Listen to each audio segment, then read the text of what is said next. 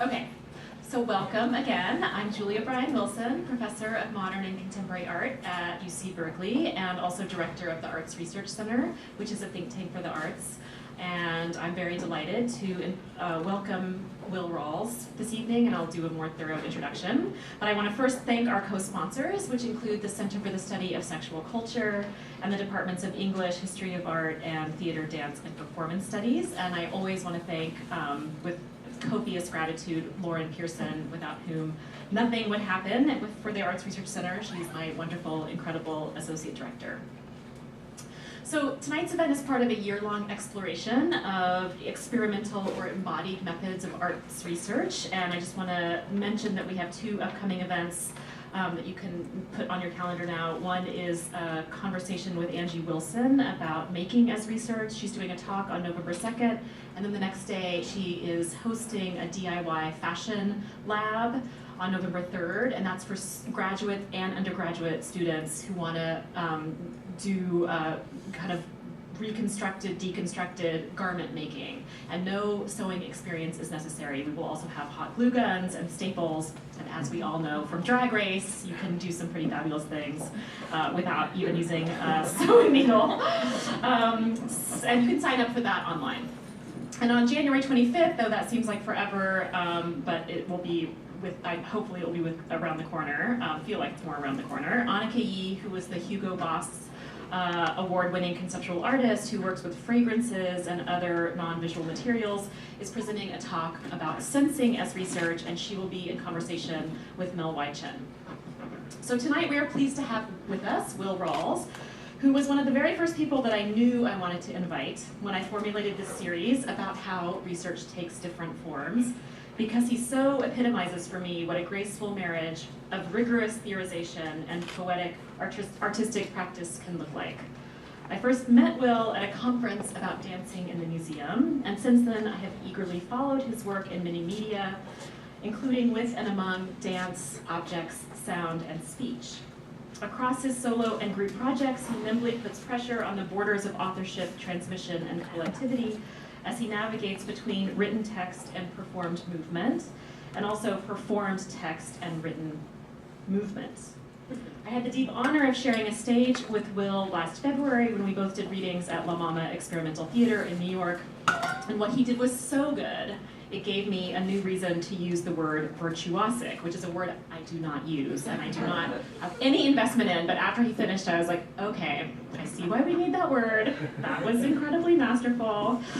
Currently based in Brooklyn, Will has had a wide-ranging and international career, including presenting work at the Chocolate Factory Theater, Performa PS1 22, and the Greater New York exhibition at MoMA PS1. He is editor-at-large for Critical Correspondence, and his writing and interviews have appeared in publications such as Artforum, Art Slant, and Triple Canopy.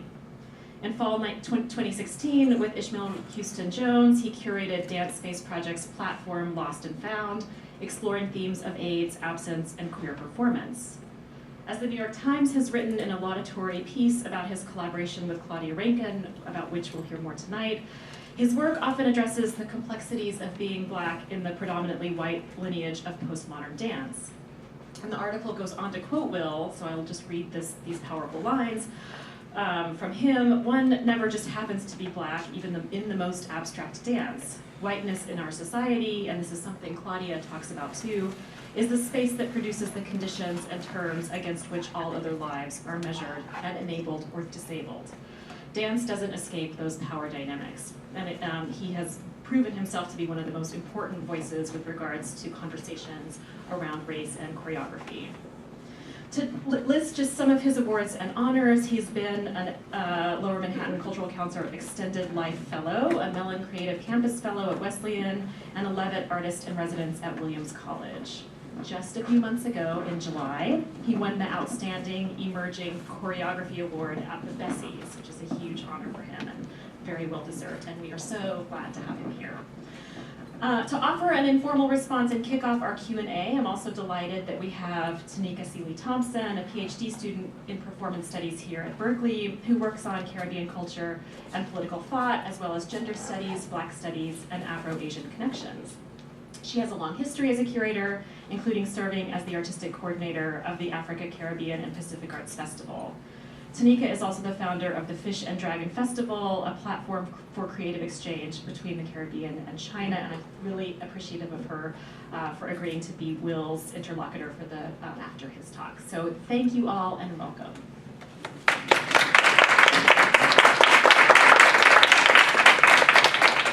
Thank you. I have to do a little microphone experimentation here to see if we can flip it on in the right way. Hello. Can you, is it even, maybe I'll do the handheld mic as I address.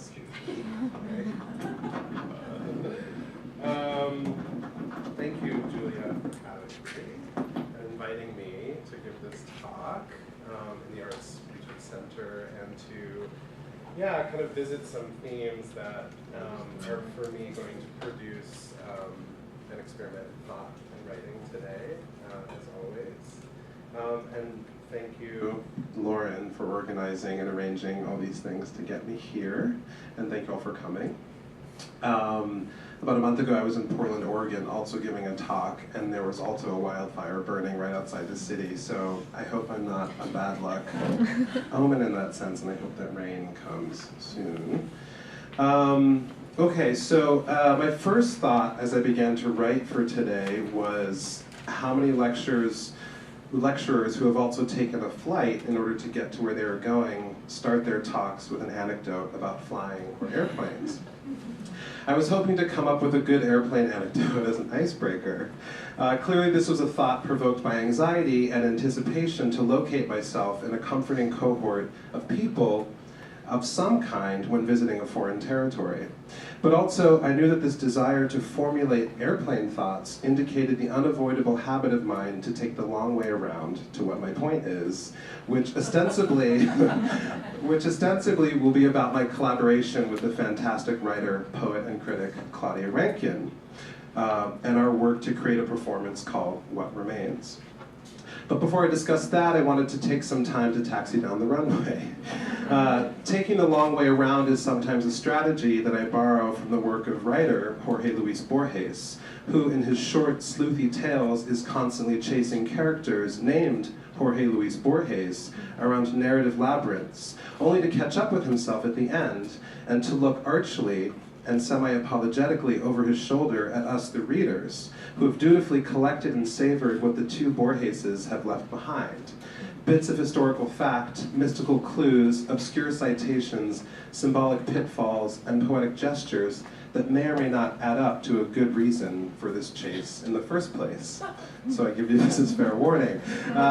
Borges demands a kind of backtracking, restarting, and repeated suspensions of disbelief to arrive at the end of a text, which is rarely, if ever, the end of the story, but is often the end of our understanding. He emphasizes the acts of writing and reading as acts of coding and decoding the self and the contour of what a narrative could possibly be.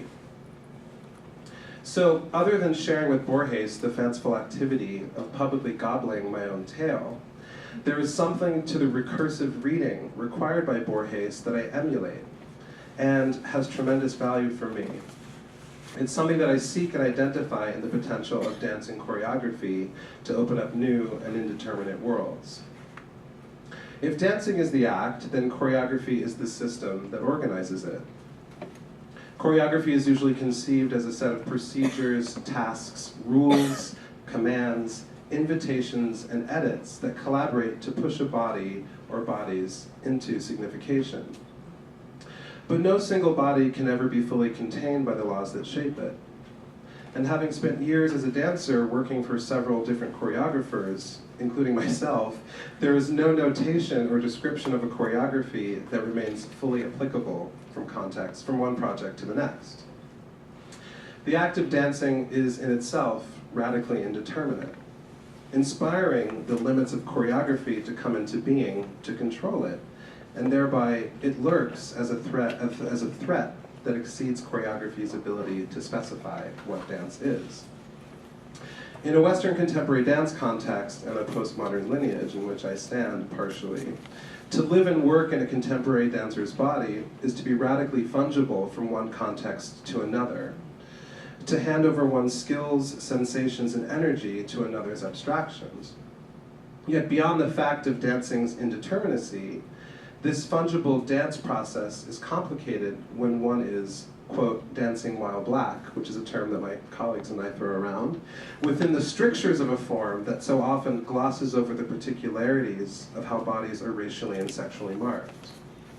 Western contemporary dance so often errs in favor of what I think of as a dangerous transcendentalism that goes beyond earthly particularities, and that I find for myself is always out of reach.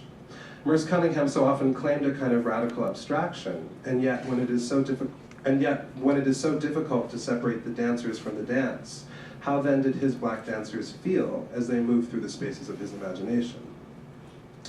The question of my and others' dancers' malleability and indeterminacy and particularity have bound themselves to a critical practice I am now working out that engages the perceived abstract neutrality of contemporary dance and dancers.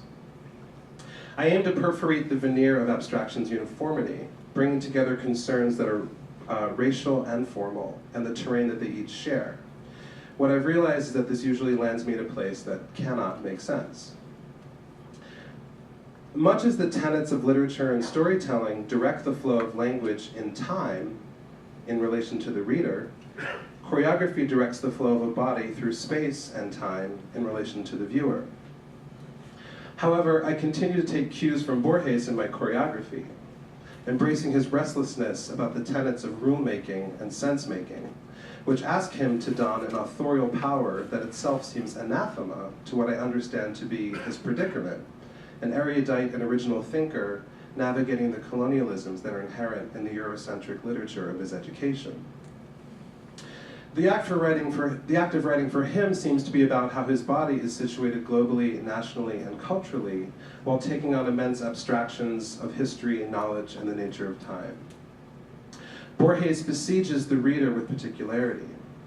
In his story, The Zahir, Borges, as a character, recounts his fixation with a magical coin that he has found, a coin that appears to be a centavo from his native Argentina, but is in fact a magical coin with a wicked power to colonize the beholder.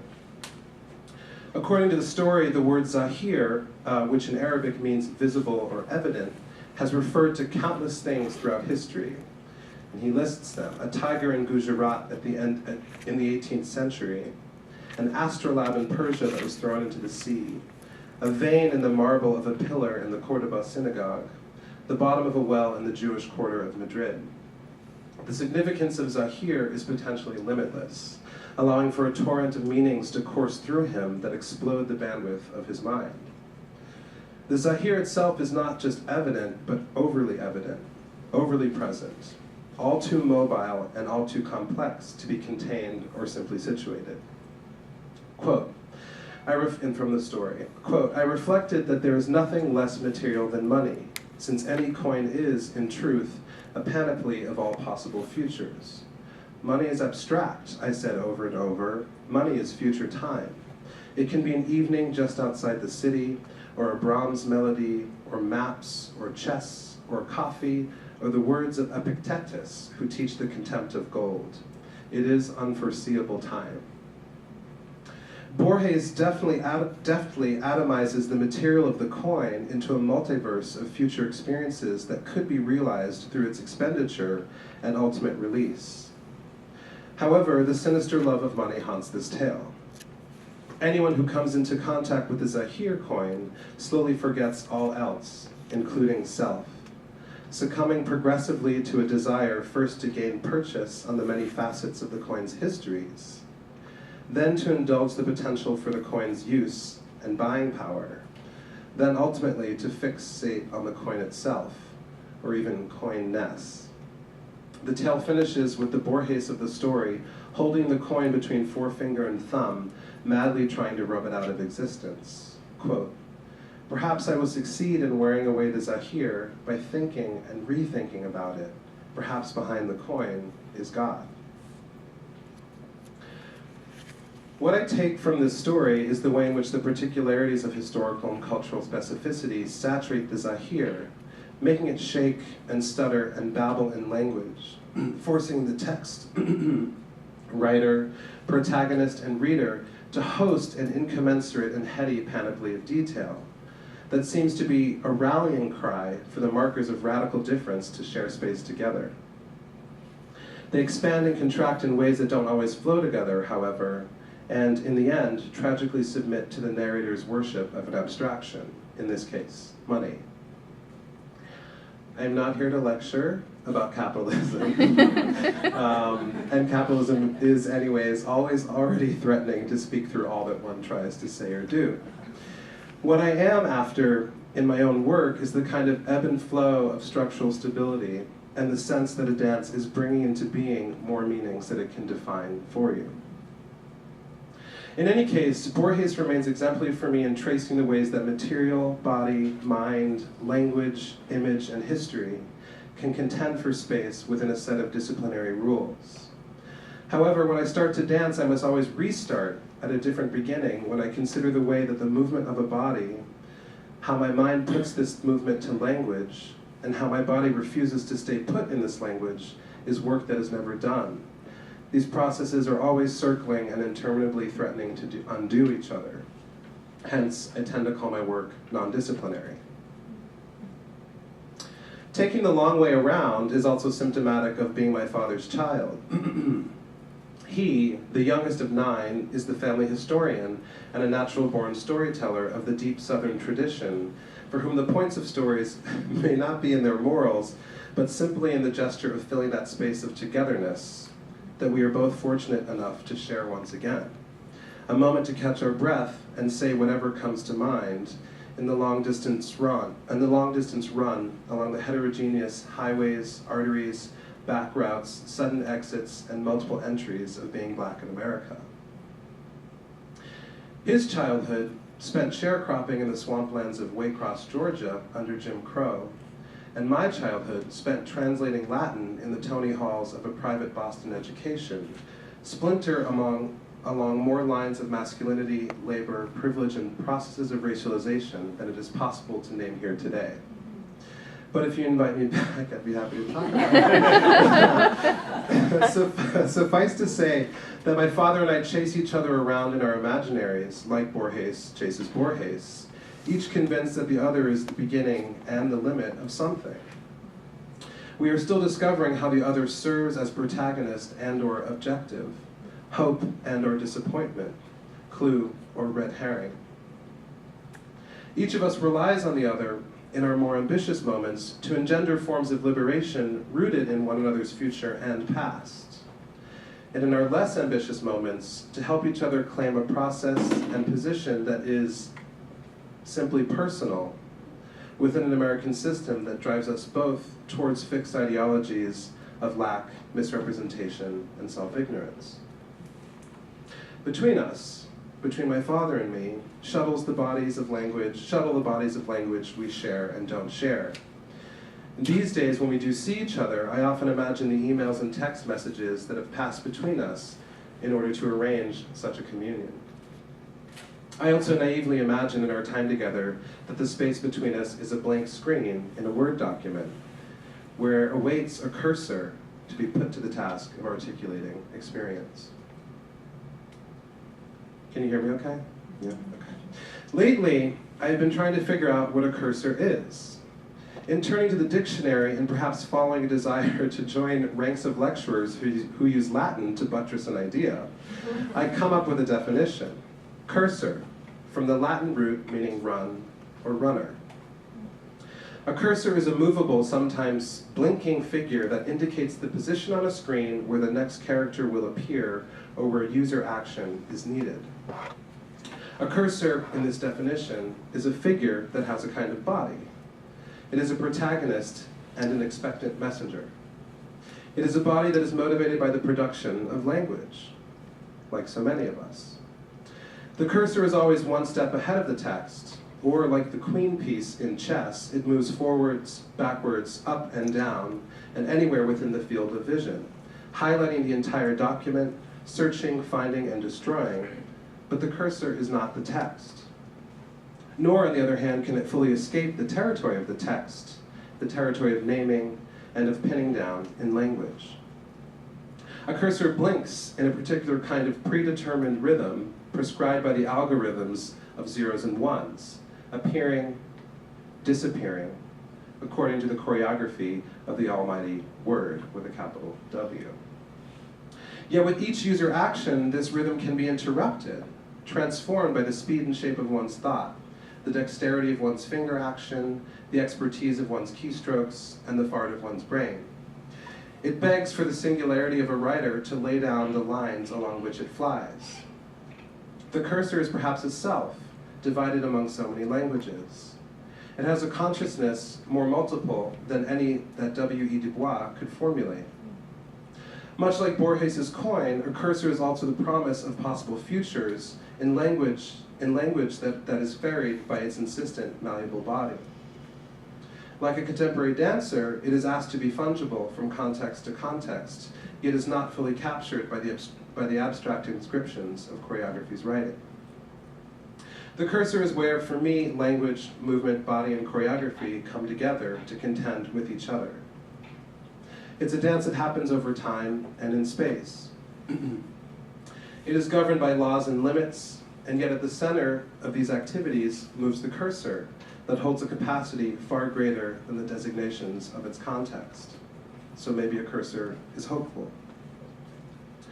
A cursor can spell out the particularities of my father's day, or excise what he might confess or advise.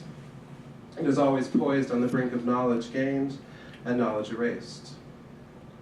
When one puts finger to cursor, which way will the language run? Towards the writing into being of radical difference, or the submission to abstraction that violently rubs away these differences and the people behind them? A cursor is polyamorous, polyglot, promiscuous, and wishes not to be pinned down as a single thing, by a single word. It's more comfortable that way. The work of choreography is, for me, similar. It is about situating bodies within an interplay of language, movement, abstraction, and detail, mining a dance's multilingual potential. Can a dance unfold like a cursor, constantly moving back and forth, up and down, copying, misspelling, revising, and shaping perception? Can I arrive at a choreography that facilitates these divisions and revisions as its priority? Perhaps a priority even greater than the fact of making sense. It would be a way to touch the labyrinthian paths that feel so endemic to my day-to-day arrival into utterance and experience. My current research turns around channeling the mobile metaphor of the cursor, its aptitude for revision and recursive transformation, its divided and polyamorous subjectivity, its tendency towards kinetic and linguistic ambivalence, and using these as guides to choreographic thinking. In his book, Black Performance on the Outskirts of the Left, A History of the Impossible, performance scholar and artist Malik Gaines writes about Nina Simone's song, For Women, as an example of quadruple consciousness. As she sings in the first-person voice of 4 black women differently marked by histories of slavery, rape, power struggles, and protest. Gaines has taken up the now famous example of double consciousness that is W.E. Du Bois's portrait of African-American self-alienation in a white world, and he refracts it through Simone's polyvocal and distinctly gender-fluid performance. Simone's music and the body through which it emanates does not seek, in this example, to be reconstituted into a whole. Rather, Gaines writes, quote, "This hyperbolic term of quadruple consciousness transforms the displacing alienations of marginality into a set of unreconciled positions from which to perform. In the Black expressive context, as in Simone's performance methodology, multiple positionality is a source of provisional power and a way to act in excess of the permanent exclusion experienced in any one location." Gaines rightly acknowledges the profound ambivalence that Simone maintains in her music, which is both intoxicating in its instruments and rhythm and utterly devastating in its content. It holds these insistent voices together as testimonials against the violent choreographies of history, claiming space for all 4 women, and among them, the potential for other testimonials to come forth. Simone moves between them, as I imagine these days, much like a cursor might, restaging the details of disassembled black female bodies into a chorus greater than their parts. As I danced to 4 women in my living room as a kid, I experienced such ambivalence and such assemblies in my own flesh. I was enchanted by imagining myself as these women, and at the time, ignorant of their historical implications, excuse me. At the same time, I was terrified each time by the final note of the song, which had that very Nina Simone combination of guttural and nasal resonant bravura. It was a sound so deeply angry and undeniable that it bound me to all 4 women and shuddered them into the roots of my conscious and unconscious bodies. It is a constellation of women that has remained emblematic of the kinds of positions a black dancer assumes they must assume until they need not. I am grateful for Gaines to embrace Simone in this way, hence elaborating my own Queenie cursives. And as I've continued researching the cursor, I have also continued delving into the building blocks of my education, but perhaps more aptly, the alphabets of my dancing body, questioning how the inheritance of a divided and racialized self inevitably situate me wherever I perform. I attended a quasi-Jesuit all-boys high school where I spent years translating ancient Greek and Latin epics, and frankly, ogling fragments of marble cocks and balls. Despite various architectural additions, the school felt like something of a ruin in the making, promising an aspirational education that conflated Western literary gods and saints with the boys who should dutifully propagate their legacies. The education there was one of the most unshakable choreographies that I've ever encountered, and provides me with a short history of a divided, racialized masculinity. When I was there, the school was celebrating its 300th anniversary. Back in the 1600s, British colonists received a charter from King Charles I to build a school building, the first of many on the campus. By the mid-1990s, it was touting itself as the, quote, oldest school in continuous existence in North America, end quote. Protected as it was by its pursuit of the classics, the school had never shuttered its doors during any of the world wars that would offer and maim the bodies and tongues of other Americans. During morning assembly, we'd say the Lord's Prayer in Latin and sing the school song about our founder, a prim white gentleman who tamed the natives of an inhospitable land. He also translated the Bible into Algonquin, an indigenous language that was widely present in the Northeast at the time. Unsurprisingly, we never did learn who taught our founder to speak the Algonquin language. Instead, our school had lines about educating Negroes and red men. As the 90s progressed, these lyrics raised more and more eyebrows, and brandishing the revisionist power of the cursor, there were protesters of this nomenclature, which led to a change in the song's chorus to the questionably improved, he taught blacks, whites, and Indians to walk the narrow way, and he founded this ancient Latin school. Ultimately, it was the half-baked victory. I'm also a performer, yeah. So ultimately, it was the half-baked victory of bourgeois identity politics, but it was a start. Anyway, the predetermined sense of excellence I was supposed to feel while speaking Latin and Greek was cut through with feeling a little faggy all the time, which I also confused with feeling dancerly.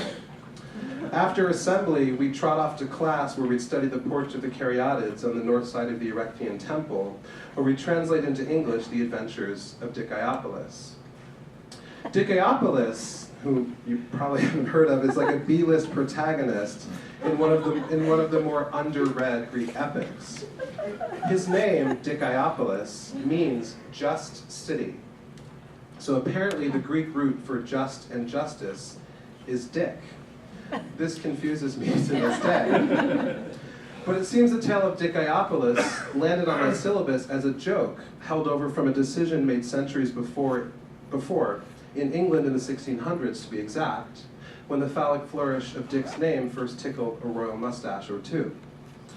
We'd also ponder the sculptural evolution of the Greek choroi as art historical period by art historical period, their naked muscles grew ever more graphically engorged, until men were draped about the Renaissance Forum in an impossible blend of turgid and languid, like tight ends lounging in a locker room post-circle jerk.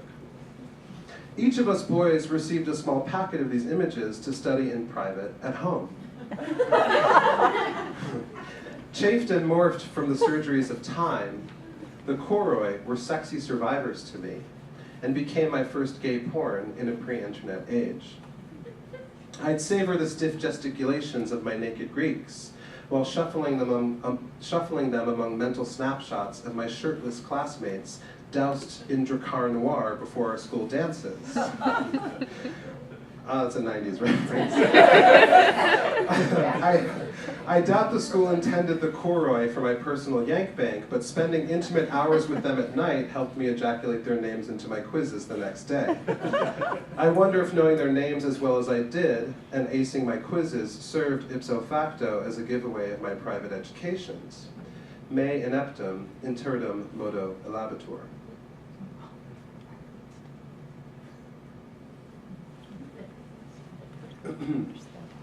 After classes, I'd glide past phalanxes of other young scholar athletes, clacking out to the sports fields to labor in the school's image. While watching them, I thought about how, by some accounts, the models for the choroi sculptures were slaves captured by the Greek state and rendered in white marble and stone. So my classmates' sporty clacking made sense as an updated version of how our bodies were being written into the alabaster choreography of Western history. The origins of the choroi models remain partially known, likely due to their slave lineage. They are the silent clay of an attitude about civilization that my school so assiduously maintained. The way a choros strides forward with his left leg heralded a revolution in the development of Western sculpture, the incorporation of movement and hence a sensuality that sadly seemed lost on most of the men around me. The stride of the choros, wherever he appears, has become a material symbol that coincides with the politic and language of advance. He is the durational performance of Greek civilization across the known world. He is one of the cursors of the Western imagination. Unlike a cursor, however, as is often the case with encounters with ancient Greece, one can encounter a historical fragment, a fragment of masculine prowess, like the choros, and ignore its divided self, preferring instead to be convinced that one is encountering a whole, a root identity, a singular language that is unshakable, unbroken, pre-op, originary, even if the choros is missing a testicle or two. Instead of heading out to play sports like my classmates, I'd slip through the school gate and ride the bus into downtown Boston to take dance class. Those years felt like a long marathon, from epic lyrics to lyrical jazz, in which my dance training became the antidote and embrace of a divided self, running from the inscriptions of Western academia. And here I am. So, to begin again with my original query about flying, when I started writing this, I found myself wondering, is there some edifying detail to extract from the experience of flying? From the experience of being lined up, ID'd, unshod, undressed, unpacked, scanned, photographed, x-rayed, rifled, corralled, vetted, summoned, stalled, rushed, packed in tightly, then choreographed for potential fire or water disaster, overcharged and ultimately undernourished? And if so, surely we can't put up with this for much longer. Surely we all feel that this is unnecessarily paranoid behavior masquerading under the thin allegation of safety. The way that my body passes through security, yet never fully acquires it, leads me into zones where flesh is abstracted, and all details feel exploded into abstractions I cannot escape. A cursor torn asunder. But this is America, so perhaps my flight anecdote should be about collective ascension. Once, of course, first class has taken their seat. Or maybe a plane is like a cursor when it skywrites. Finally, this week I arrived at an airplane metaphor that suits: the plane crash. It is a site of devastation, disassembly, and erasure, punctuated by the depressing presence of body bags. And it is with body bags that Claudia Rankine and I first started our collaboration with a friendly disagreement. Rankine's writing unfolds as the voice that we aim at ourselves and at each other. Rankine's voice unfolds as the voice that we aim at ourselves and at each other in moments of encounter, in our various states of injury, anger, and sadness, painfully aware that resilience and restoration may linger out of reach forever. But still, Miss Rankine continues to write, which I take to be a form of hope, however conditioned by the bleak house of American misrepresentation. Her book, Citizen, is a text that reaches across the genres and postures of poetry and criticism to remind us that being a citizen, much as it is for Borges and Nina Simone, is a pre-existing condition, one that can be survived only if one's critical and poetic faculties are fully, actively intact. One of the magic spells of Citizen lies in its ability to coax us into the shoes of one another, where the subject who speaks and listens, the subject who names and who is named, become entangled in the kind of mire that is distinctly, inextricably American. Quote, "The patience is in the living. Time opens out to you. The opening between you and you, occupied, zoned for an encounter. Given the histories of you, and always, who is this you? The start of you each day, a presence already. Hey, you." No pronoun is preferred in Miss Rankine's poetics. Each mode of address comes laden with the responsibility and potential danger of staking any claim to selfhood on a soil that cannot refute its own toxicity. In a particular section of the work we made together, the performers sing a text that Claudia wrote that takes the word you and repeats and apportions it widely. The snippet of poetry was then composed into a sonic round by composer Jeremy Toussaint-Baptiste. As the performers slowly advance towards the audience, the repetitions of the you begin to implicate so many things. The gaze of the audience, the interpolating cry of society against black bodies, the beseeching for connection. And the restraint of the song, at least for me over time, builds a certain kind of tension. What could the first dance be in this dance? Will it, can it, come into being? I'm just going to show a short clip.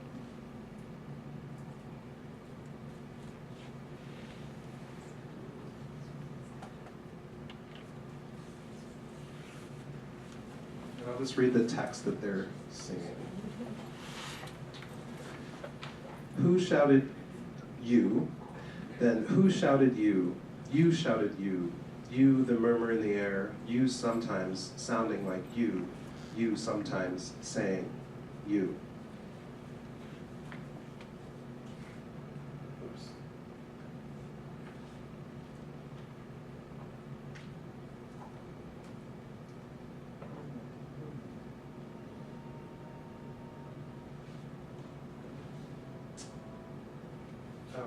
Might need a little more volume.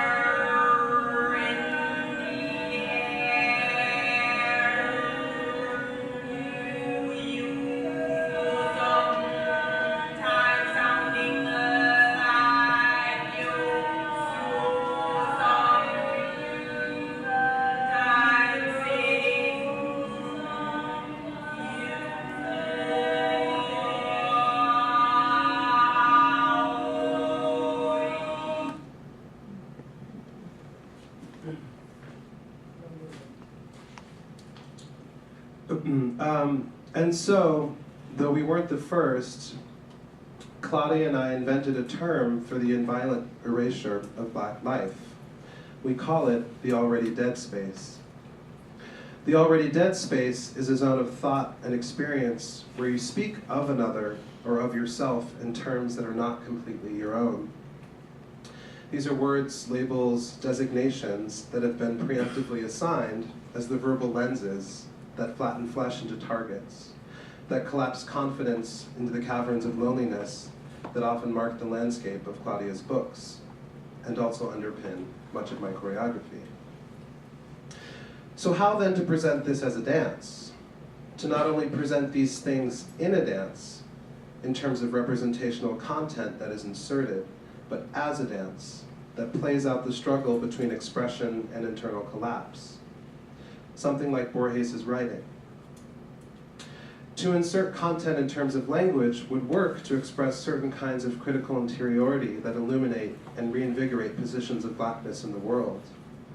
But, being a self-proclaimed Borgesian, I could not help but fear that this language would corner our performers' speaking bodies within the limits of identitarian language, which can so quickly be assimilated into a brand of understanding the other. It is a form of understanding that traps both parties, performer and spectator, in the binary of the self-other divide, in a false image of proximal communion with the other's plight. How instead to sustain dynamic divisions and emergent subjectivity as a place of potential force built into the very structure of the thing that is being performed?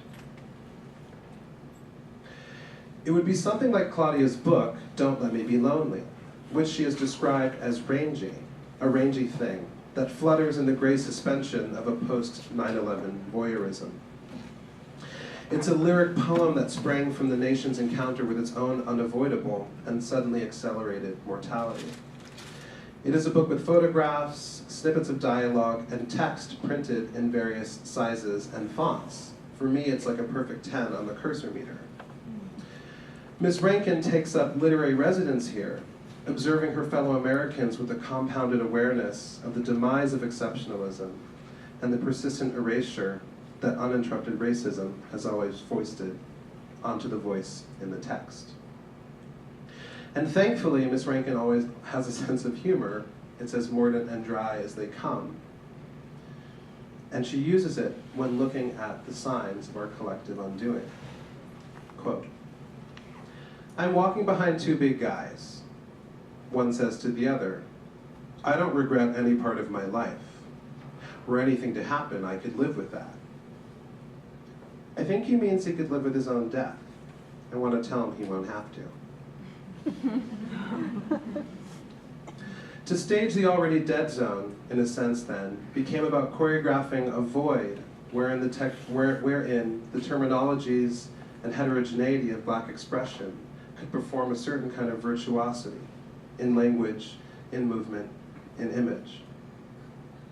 It is a place where detail and abstraction contend for expression, as in so many areas of Black life, where dark thoughts, darkness, and obscurity of meaning can commingle within the performers' bodies, shaping the language of the choreography.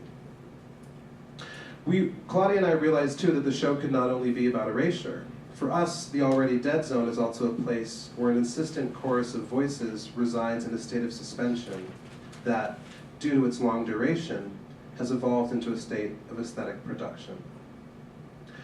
Where a self that is divided and erased, where a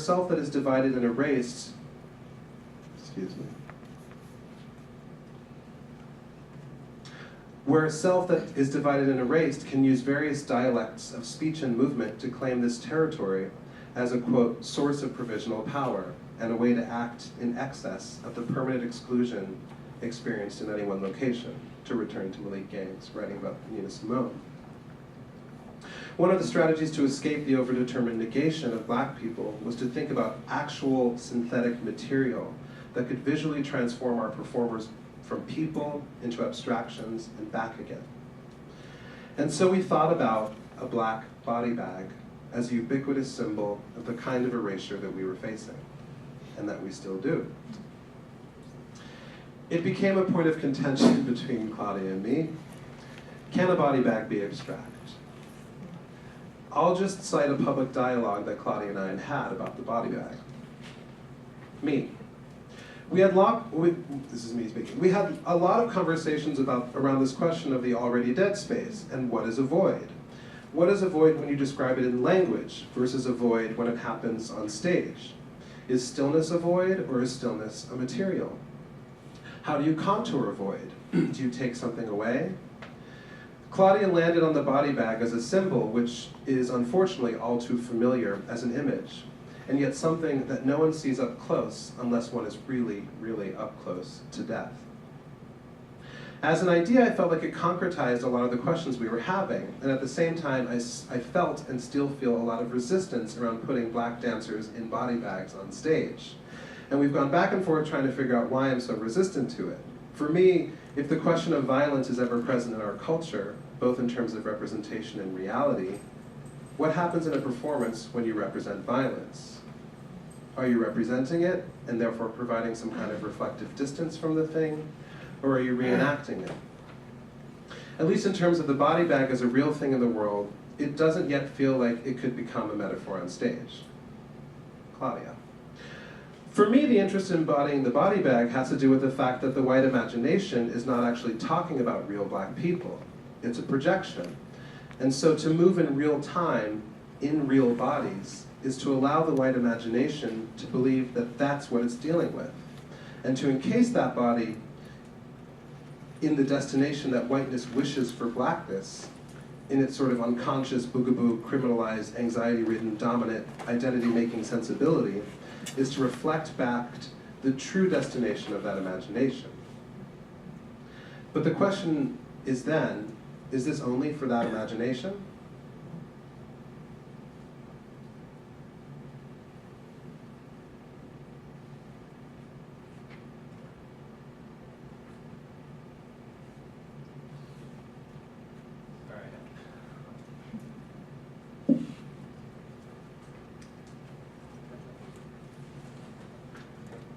To log into my email. I love it.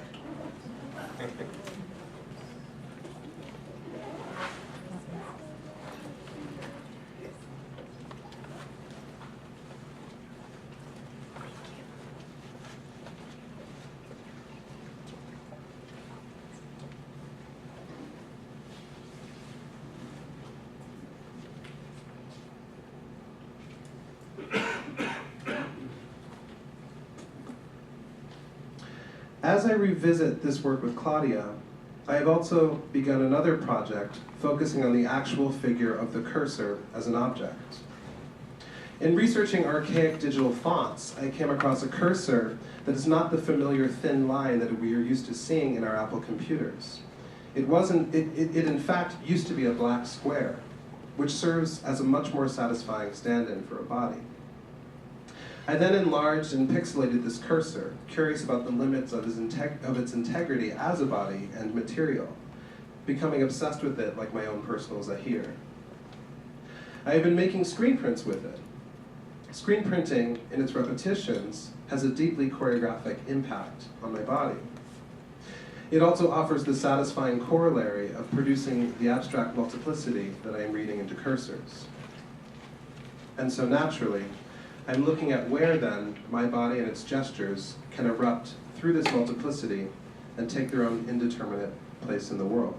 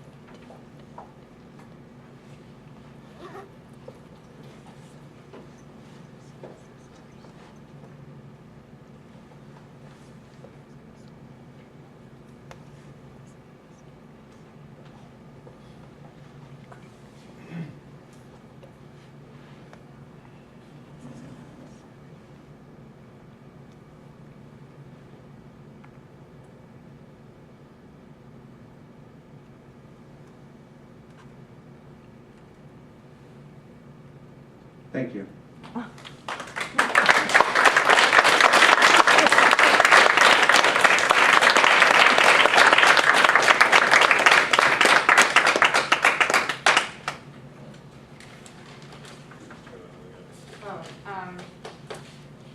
My heart was just beating real fast looking at these images, and I feel like we did that on purpose. So, thank you. Yeah. And I just wanted to say thank you on behalf of all of us. I was so drawn in, and there's so much about the way you're talking about dance and the kind of hope it offers to us against, I think, overdeterminacy, abstraction, and things that blackness, and thinking about blackness obviously maybe this moment, what America is, and I wanted to ask you to maybe say some more about the hope that you see in dance, because I was feeling you pulling us towards this way of the gorgeous, thinking about errantry. Do you want to sit down? Yeah. Yeah, we can sit down. Sure. Can people, is it okay? Or, yeah. Or maybe I can. No, we can sit down. Okay.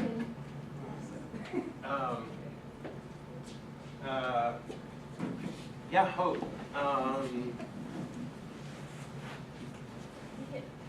Yeah. And yeah, the hope. I mean, it kind of comes and goes in flashes, you know.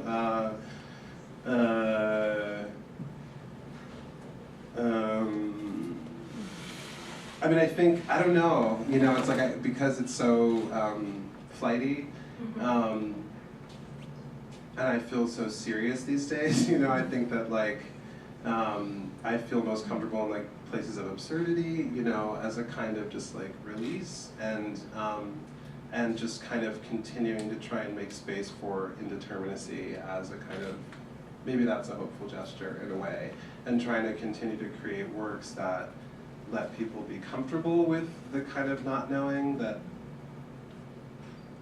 is also part of a durational encounter with the body. I love this. I feel like it's so nice, it's so great to get to talk to an artist who is also a scholar, I guess, a way of doing scholarship that is just like, yeah, I think I understand you, I don't, therefore I do. And I wanted to just thank you for that, and to thank you for, like, pushing at this just multivocal, multivocality. These are all ideas that I think many of us, as I recognize many of us in this room, are sort of grappling with and thinking of how to apply, you know, like, even as I think about applying, and I don't want to keep pushing that hope, but I wanted to get maybe a little bit more technical and to ask into, and before I do, I should ask how much time we have. Keep going. But I want to hear other questions too. I'm particularly excited to get to talk to you, but I definitely want to hear other questions. But I wanted to ask into this way in which you use language, the way that how language you're trying to interrupt it, and this, like, you know, I'm looking at you and imagining, you know, this cursor, what you're doing with this cursor is just amazing, and it's going with your father, and it's harming with Claudia, and, you know, it's doing all of these wonderful things. So I just wanted to ask you more about your thoughts about language. Well, so I mean, concretely, what I'm working on a series of solo performance that has the same title but is different every time that I do it, as a kind of holding myself to this kind of change in indeterminacy. And it's a little bit hard as a professional to do that, because it's like people are kind of expecting the same piece, and you send them a video of one thing, and the next time it shows up it's different. But I'm like, that's me, that's life. Like, I want you to learn that. It's all part of it, you know? So the cursors themselves are part of a larger body of prints that I'm making. And I'm also making letters, so from the same font I found these cool letters that are from, like, old digital script, and they're super pixelated, and I've become interested in, like, how pixelation is also another kind of embodiment of the sort of dissolution of meaning or the integrity of a fixed object or image. And so this performance, I now have this giant keyboard layout for all these prints. So I, like, like represent the QWERTY keyboard on a wall, and each print is mounted on wood. And so in the performance, I like take the letters and symbols off the wall and like spell words and undo them and kind of like move them around through space to kind of try and like actualize how language is mobile, like literally with my body. Like I'm, you know, in a way it's like maybe becoming super, super concrete is a way of forcing people to really look at what's happening in front of them over and over and over again, and to contend with the kind of narrative safety net, for better or for worse, that tends to appear when there's a person on stage.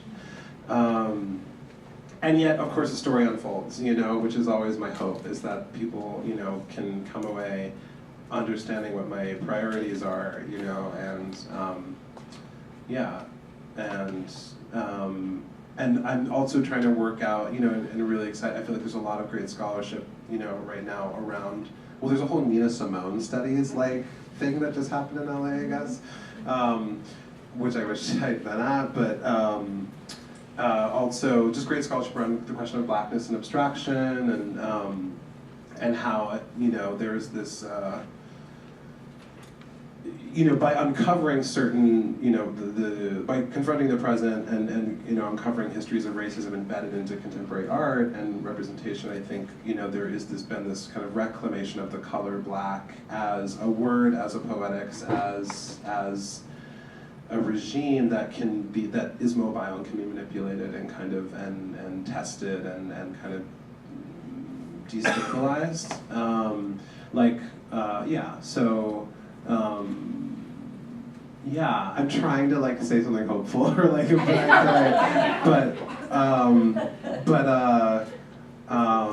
I mean, yeah, I mean, in terms of language, you know, like I'm just like a free associator, obviously. So like, I'm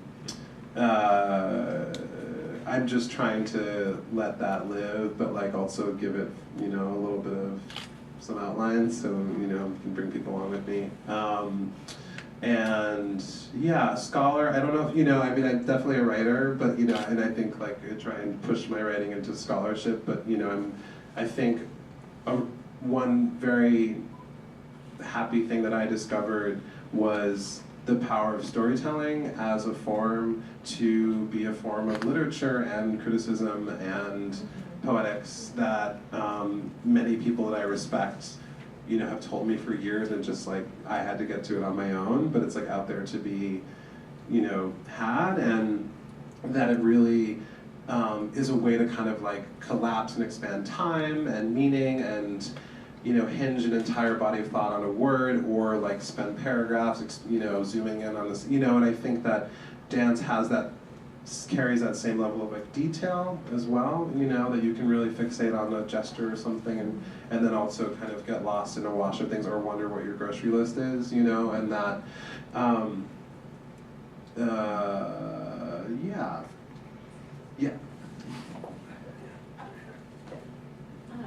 So I said in my intro that we met at this Hammer conference on dancing things, but you may remember that in fact we met before that, which was 5 years. So I'm going to tell the anecdote because it relates to my question, which is that when I met you when I officially met you at that conference, I was like, you are so familiar, and we figured out after much discussion that I was in this Tino Segal. I had been a spectator in a Tino Segal piece where you were a dancer at Documenta, and I did not want to be in that piece because it was all the piece was this Beach Boys song playing over and over again, and because of my last name, I have an extremely violent reaction against the Beach Boys because my last name is Brian Wilson, and that's one of the Beach Boys. So anyway, for my whole life, the Beach Boys have like haunted me as this kind of horror, you know, very to me, it's extremely grating. So I was in this performance, I didn't want to be there. I think it was really hot on that day. No one's with me. Anyway, but I read. It was hot. It was Germany. It couldn't have been hot. I don't. Well, I was hot with anger because I didn't want to be the piece. But I when I saw you again, and of course I didn't, you were just a dancer in a thing, but I felt like we had had a moment in the piece. I had a remembrance of, because part of the piece was engaging people with eye contact, right? And I was sure that it was you in front of, and I think that I was right. I don't think, I feel like that was true, we did meet before we met. But I wanted to ask, and in a way, that moment with you with the eye contact saved the whole dance for me. Like I felt like there was something that happened between us. At the same time, I'm really interested in what you just said about kind of trying to undo the fantasy of empathy between the spectator and the performer, and wanting to push more into the realm of generating friction around that. So I would love to hear you say more about that.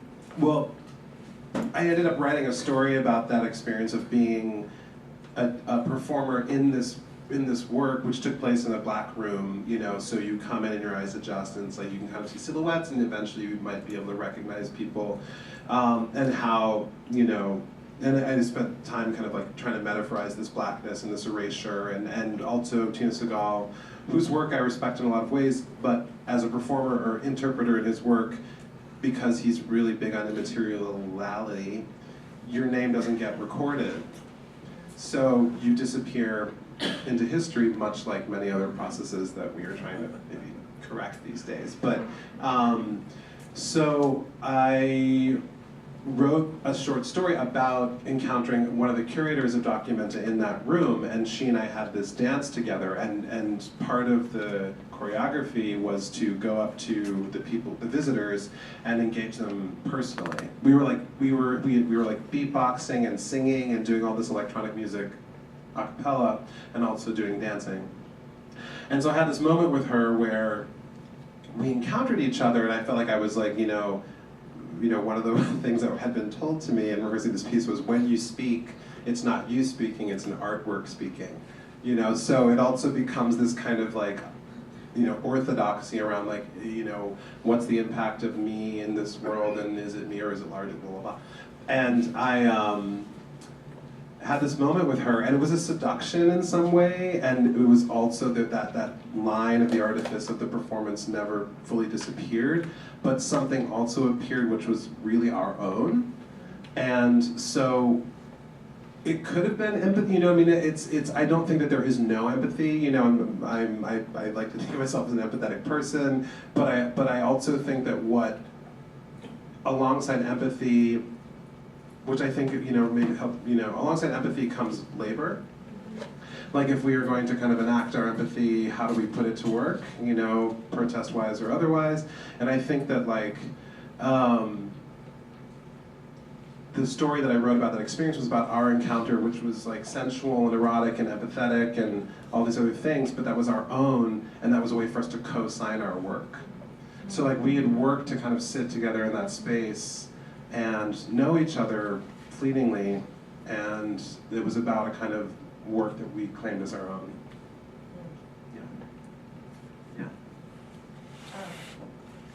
Hi. So when you were talking about wanting to do kind of something new, a new piece each time, right? All under the same title, but something new, right? It made me think about how even when performing the same piece, right, same choreography, it changes, right, from venue to venue, from audience to audience. There's something about that intersubjective experience, right, between a performer and an audience member that maybe performs a new identity into being. So that's something that's always fascinated me about performance, and also about psychoanalytic psychology. So, but I think that there's something.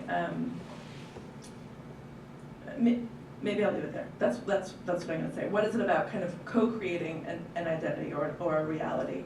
And then maybe there's something then about performing canons. We see works kind of in the performance canon, and many dancers are kind of erased, right? It's about the choreographer's name, and how does each of kind of the new generation of dancers, or each new dancer stepping into that canon, how are they co-signing the work by, in each of those performances, kind of co-creating a new identity or a new reality? I mean, I think I think for your first question, it's like the co-performed new identity. I mean, I think that happens in two ways. I think in performance, one is that your like somatic experience of your own day is going to shift how you do something. And I've always been more satisfied in work where I have the room to like, I'm going to do this for 5 minutes and not 1 minute, or. And then you can also experience that within a group of people, and so I think with the piece that Claudia and I worked on together, it was important that we do a lot of like rehearsal and process where they become familiar with each other's instincts as performers, and also like offsetting one another, and kind of, but that there's always something in the choreography that will be newly invented each time to kind of force that new relation. And then with the audience, I think that, I mean, it depends on where, I think the architecture that everyone sits in often, it really puts pressure on how much of a new experience of yourself you can have as a performer and as an audience member. But I think that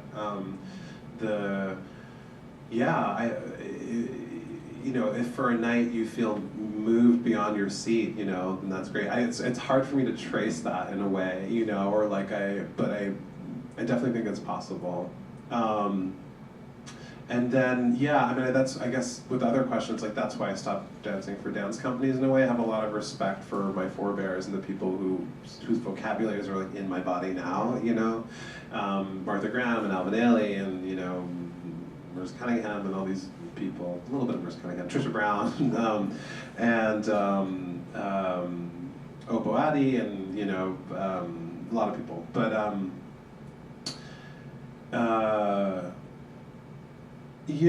I think that for me, it's really hard to be yourself in a dance like that. I think you can be, but I think that like how those dances are staged and perceived, it's really hard to break through that veneer. I believe it's possible, but I guess I'm sort of like trying to like be a cynic only to be productive for my own work, you know what I mean? To like, I don't believe that can happen, so I have to figure out what else can happen, No, I agree that it's hard for that to happen, so I'm wondering if there's like something redemptive, like something you said about kind of secretly signing. Like there's something redemptive about allowing each of the performances of revelations, that's like imbued with the subjectivity of those dancers' bodies on stage and the subjectivities of the audience. So is that a way to? I mean, I've seen. I'm trying to equate. I've seen Revelations like 4 times, and I've learned a part of it, and each time is really like a revelation. I mean, I do feel, that's possible. Do we have some questions? I'd love to hear some questions from the audience. Read Borges.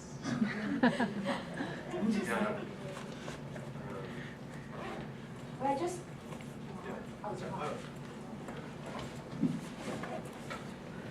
Thank you. Oh, is it? You can hear me? Okay. All right. Thank you. This was like a very, you said a number of things that provoked a lot of thought. So one of the things that I'm stuck with, a small comment that you made was talking about detail and abstraction and how they compete with one another and how that is actually a definition for you of Black life. So I'm wondering how you work through that, especially with you and Rankine are calling the already dead space, and how that has a lot to do with statistics and numbers and how particularity and detail, and how you want to are thinking of this other space of abstraction in relation to that. I don't know if you could give some more. Thank you. Thanks for your question. What's that? Oh, I don't know. Like burn off some energy. It's a great question. I mean, I think in Claudia's writing, she really shuttles back and forth between like a passage like "You who shouted you, the murder in the air," these kind of really kind of like sort of like lyrical and sort of evaporated things that she does with pronouns. So that's all through the performance, and then also she's really naming names. You know, she's really naming Sandra Bland. She's really naming very particular people inside of this poetic context. So kind of like both naming them, but then also I think bringing them into a new place to kind of have a different sort of life. That's how I understand her writing. In terms of choreography and like the voice and how it's used in the piece. I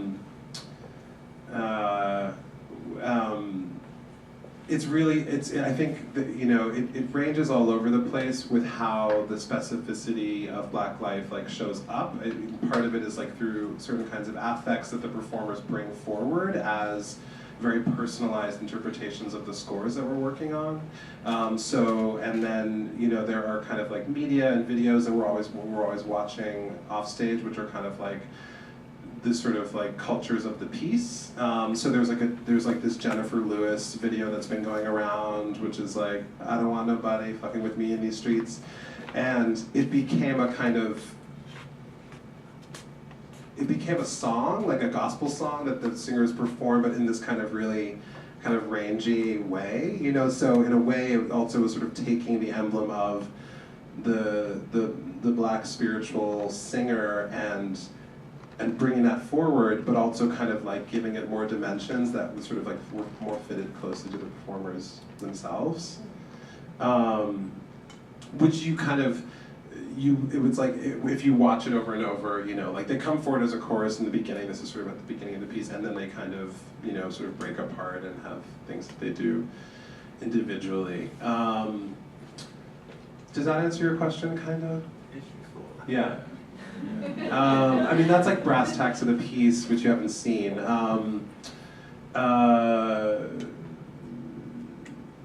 Yeah, I mean, it's almost better for the performers to answer it in a way, you know, because I think that like, not that that's, I don't want to be a cop-out, but it's like, I think that like, you know, I'm so in the place of like the thing as a word, you know, that it's like I'm stuck in abstraction right now around the piece, but yeah, there are so many, you know, it's like people say that like a documentation of a dance is like looking at a photograph of a garden, you know, it's like there's so much in the air and in the kind of like the presence of the people that kind of undoes a lot of those things. I mean, you can't rely on it because you can't always assume that your audience is all seeing things in the same way, you know.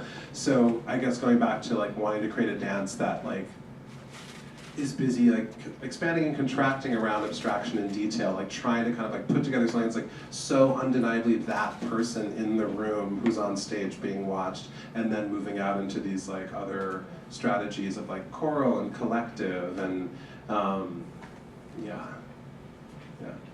Maybe we can have more questions over the reception. Yeah. And I just want to thank folks. Yeah. Thanks for having me. I appreciate it.